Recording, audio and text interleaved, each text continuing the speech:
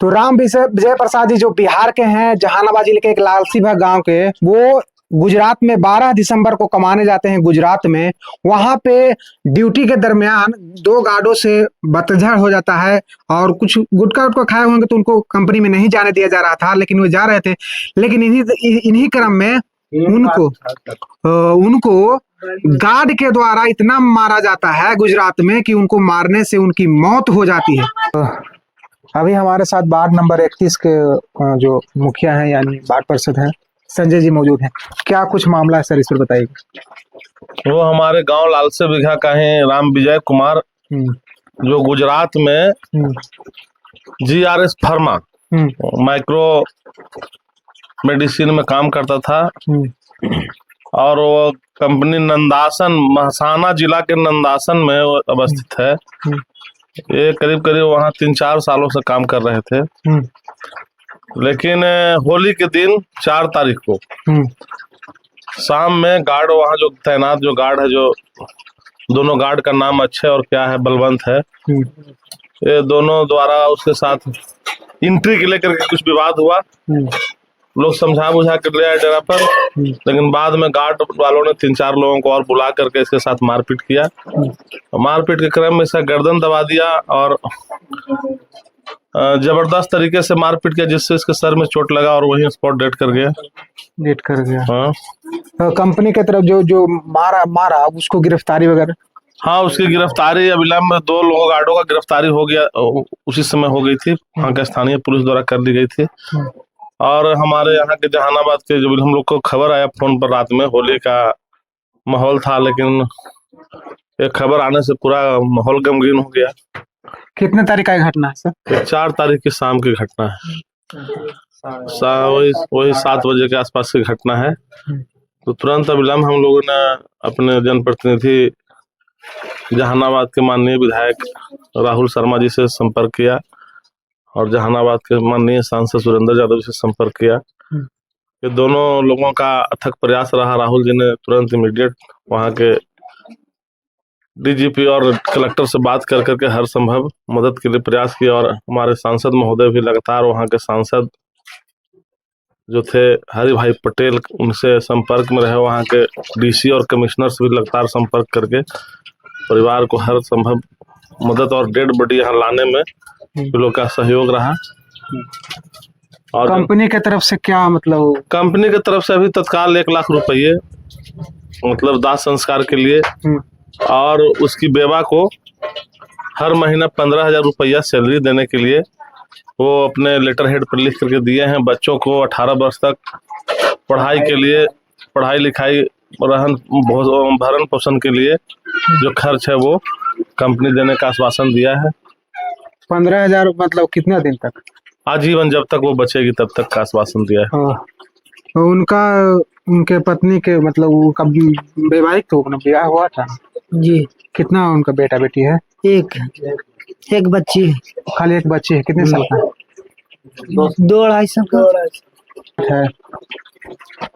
नमस्कार दोस्तों, मैं सुजीत कुमार, आप देख रहे हैं आखिरी आवाज। अभी मौजूद हैं जहानाबाद जिले के एक लालसी बिघा गांव में, जहां पे एक राम विजय प्रसाद यादव जो गुजरात में कमाने जाते हैं और वहां पे कंपनी में कुछ कारणवश लड़ाई हो जाता है और वहां पे उनकी हत्या कर दी जाती है। तो हम गांव में मौजूद हैं, उनके परिजन के पास मौजूद हैं, वो जानते हैं कि क्या पूरा मामला है। तो क्या नाम है सर आपका?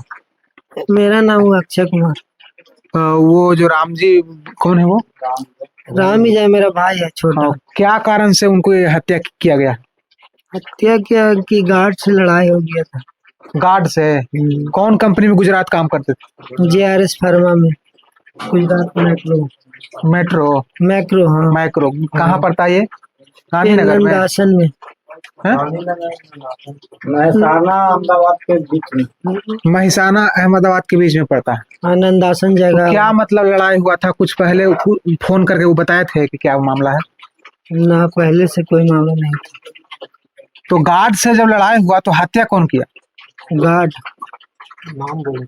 गार्ड का नाम बलवंत और अक्षय। तो कौन ऐसा मतलब किस बात का जो लड़ाई हो जाए तो हत्या करने पड़ गया? जा रहा था ड्यूटी तो नहीं जाने दिया था। वो ड्यूटी जा रहे थे तो अंदर नहीं हिलने दे रहे कंपनी में, लेट हो गया होगा। अच्छा, गुटखा उटका खाया हुआ था, हाँ।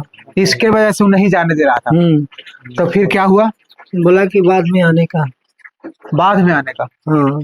तो फिर क्या हुआ था? फिर दोबारा भी गया तो नहीं जाने दिया। फिर दोबारा भी नहीं जाने दिया।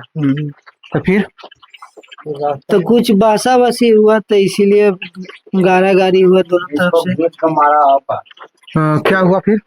बाद में घींच के मारा है ये दोनों गार्ड मिलके।